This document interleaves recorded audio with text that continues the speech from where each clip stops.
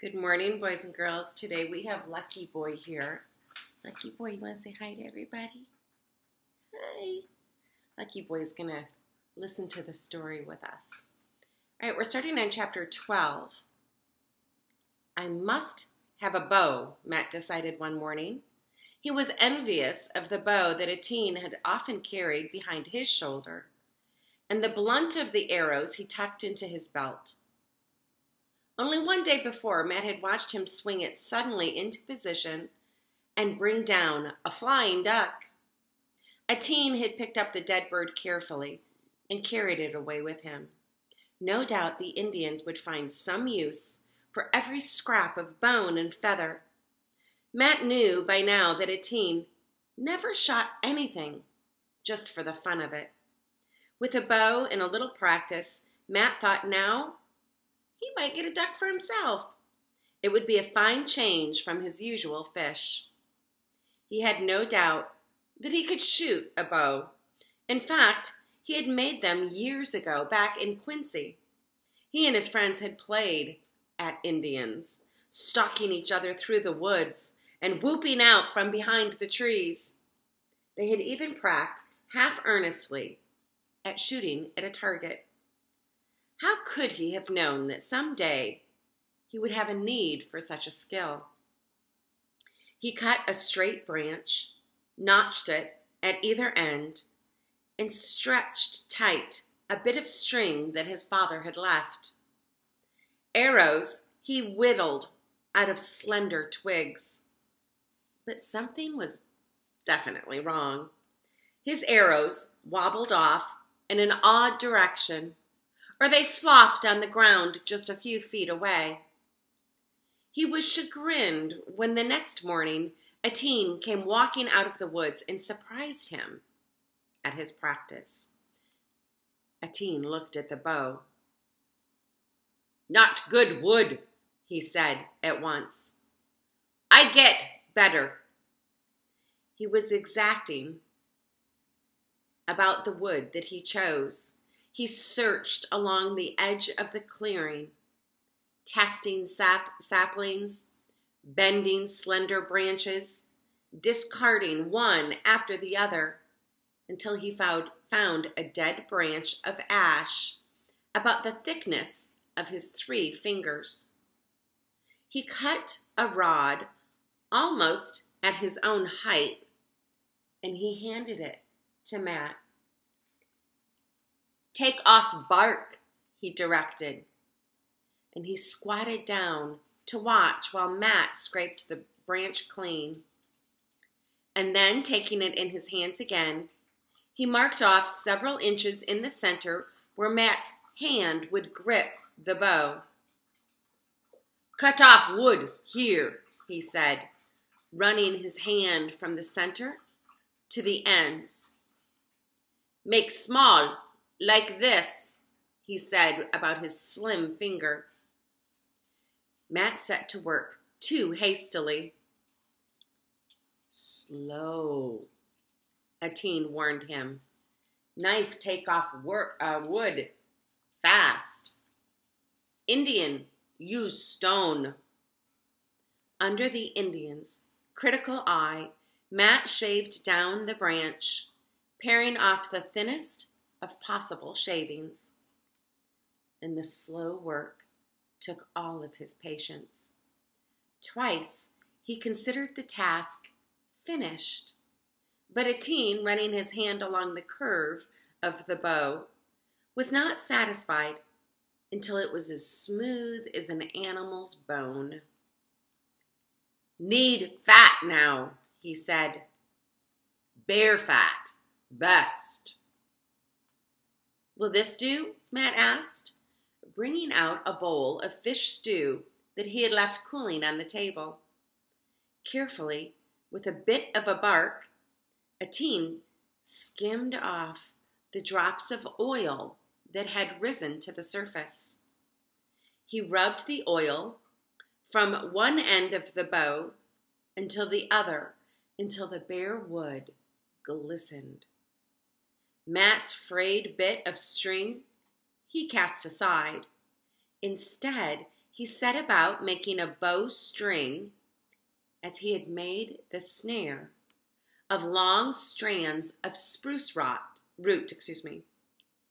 This took the most of the morning as he patiently twisted the strands together, rolling them against his thigh to make them even and smooth. Finally, he tied one end to the notch in the bow and began to slowly bend the wood. The bow seemed to Matt to be as stiff as iron. It seemed impossible that it would bend, but slowly it yielded until the string slipped over the notch at the other end. The bow was finished. "It's a beauty," Matt told him, filled with admiration at their joint handiwork. Etienne gave a grunt of satisfaction. "Shoot pretty good," he said. "One day, make better. Indian, take long time. Leave wood many days till ready." And before he left, Etienne cut 4 slender shoots of birch wood. "Best for arrow," he explained, marking off with his hands the length of about 2 feet. He left Matt to do the whittling himself. And Matt was delighted with the bow. But shooting it was another matter. It was not in the least like the flimsy thing that he had first created. It took all of his strength to draw back the string. When he released his arrow, it flew with astonishing power off somewhere in the underbrush.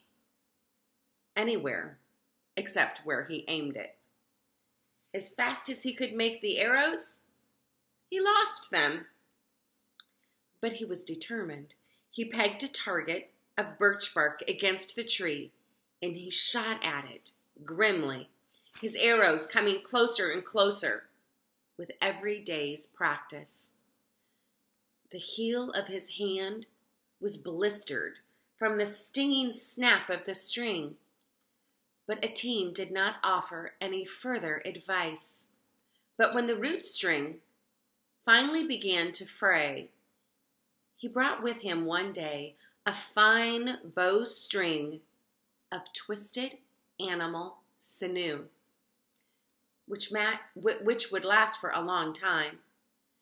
Using the new string, Matt could frequently nick the edge of his target, and soon, he promised himself, the squirrels would have more respect than to frisk about boldly over his head. Chapter 13. You excited about that, Lucky? You want to read chapter 13?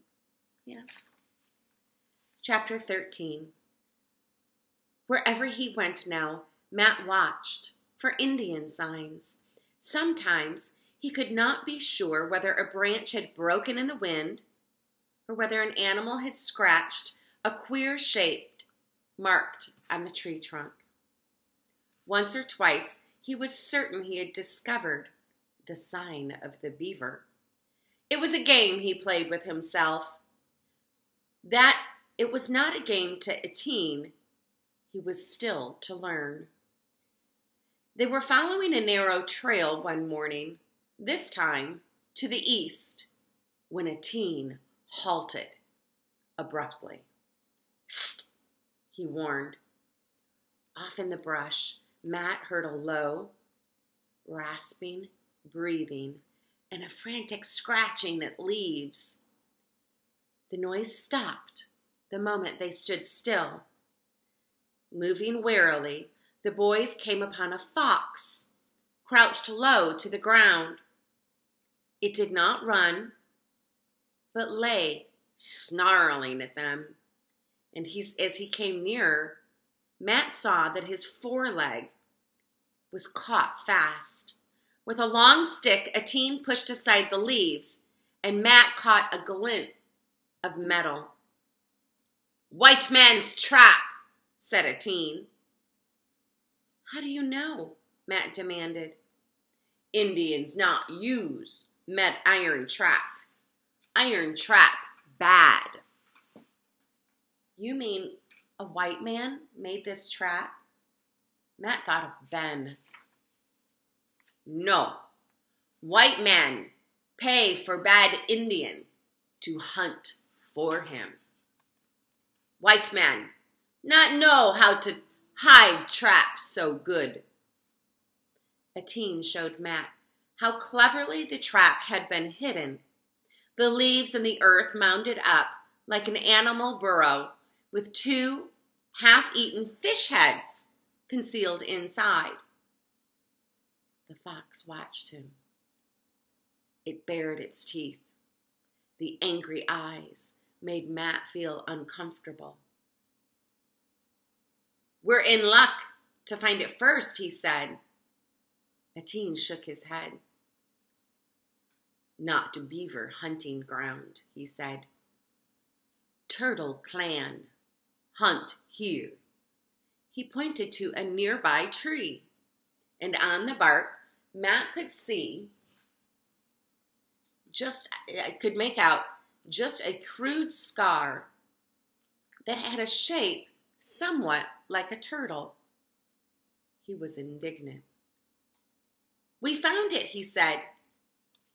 You mean you're just going to leave it here because of the mark on the tree?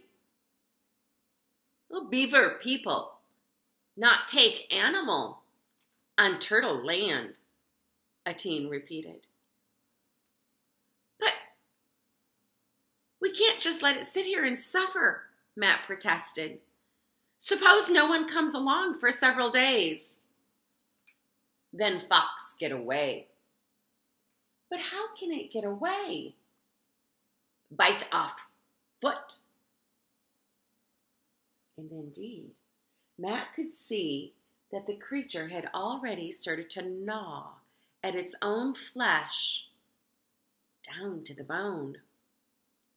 Leg mend soon, a teen added, noting Matt's troubled face. Fox have 3 leg beside. I don't like it, Matt insisted. He wondered why he minded so much. I mean, long ago he had gotten used to clubbing animals caught in his own snares. There was something about this fox that was different. Those defiant eyes showed no trace of fear. He was struck by the bravery that could inflict such pain on itself just to gain freedom. So reluctantly, he followed a teen back to the trail, leaving the miserable animal behind. It's a cruel way to trap an animal, he muttered. Worse than our snares. Eh, a teen agreed. My grandfather not allow Beaver people to buy iron trap. Some Indian hunt like white man now.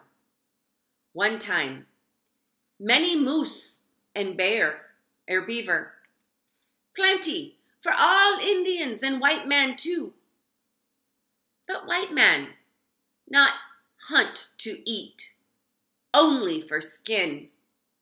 Him pay Indian to get skin.